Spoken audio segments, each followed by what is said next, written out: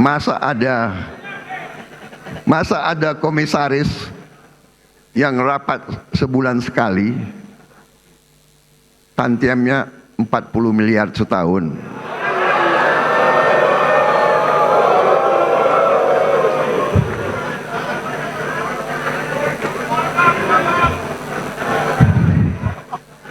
Saya juga telah perintahkan ke Danantara, direksi pun tidak perlu tantiam kalau rugi.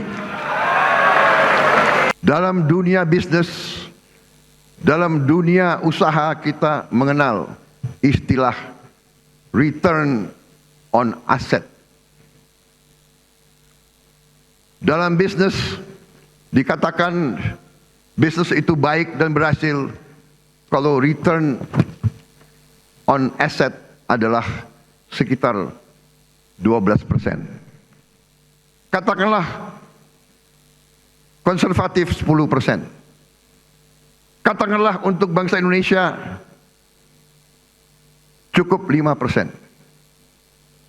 Saudara-saudara sekalian, aset yang dimiliki bangsa Indonesia yang berada di BUMN kita, asetnya adalah senilai lebih dari 1.000 triliun US dollar.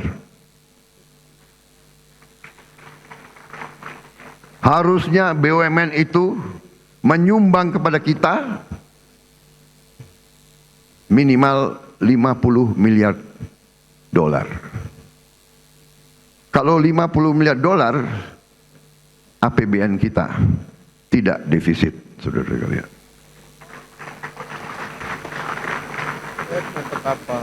Karena itu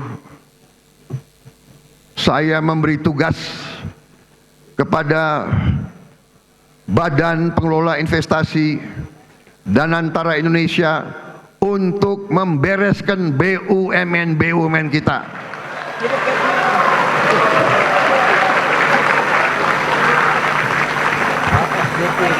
Tadinya pengelolaannya secara tidak masuk akal. Perusahaan rugi, komisarisnya banyak banget. Saya potong setengah komisaris, paling banyak 6 orang, kalau bisa cukup 4 atau 5. Dan saya hilangkan tantiem.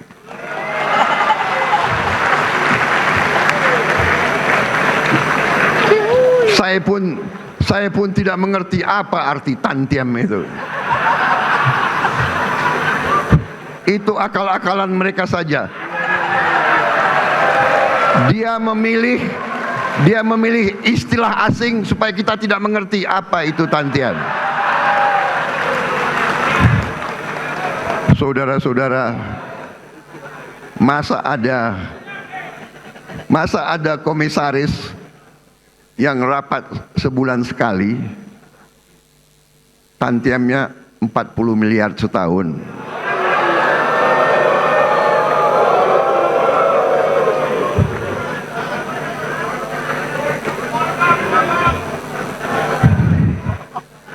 Saya juga telah perintahkan ke Danantara, direksi pun tidak perlu tantiam kalau rugi. Dan untungnya harus untung benar, jangan untung akal-akalan.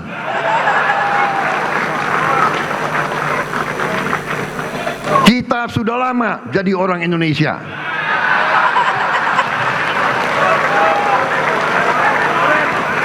Dan kalau direksi itu, kalau komisaris itu keberatan, segera berhenti, saudara-saudara sekalian.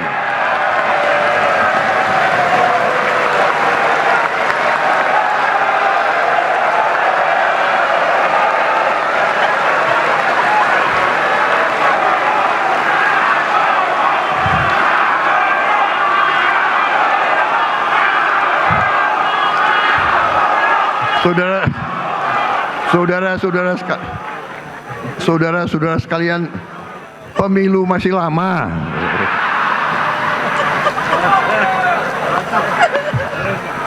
Ini kayak rapat di kecamatan aja ini. Tapi ini serius, tidak masuk akal, ya. Jadi direksi dan komisaris kalau keberatan tidak bersedia, tidak menerima tantiem, berhenti. Banyak anak-anak muda yang mampu, yang siap menggantikan mereka.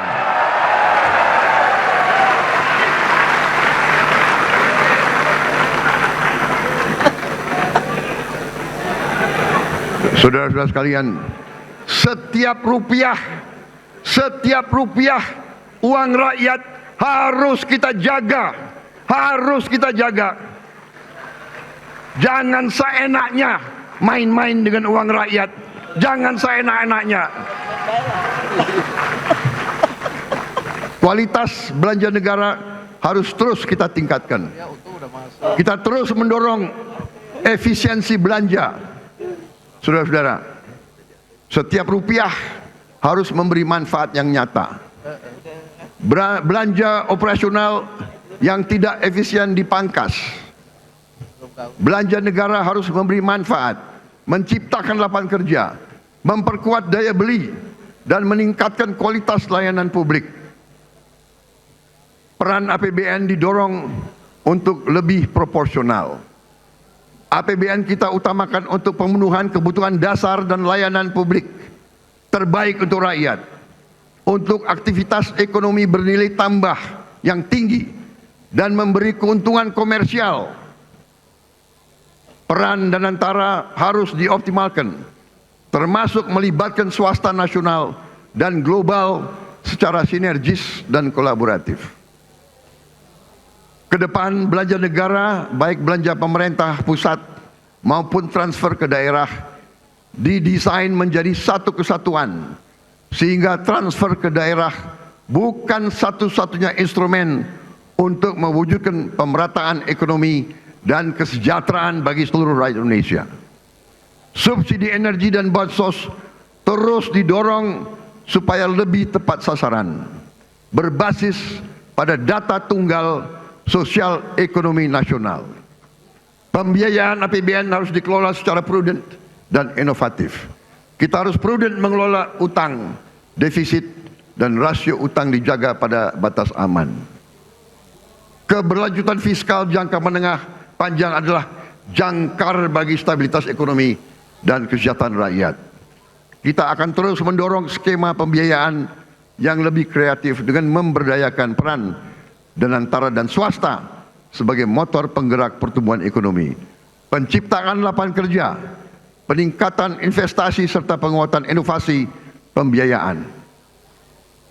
Tidak lagi semua hal harus bergantung pada APBN.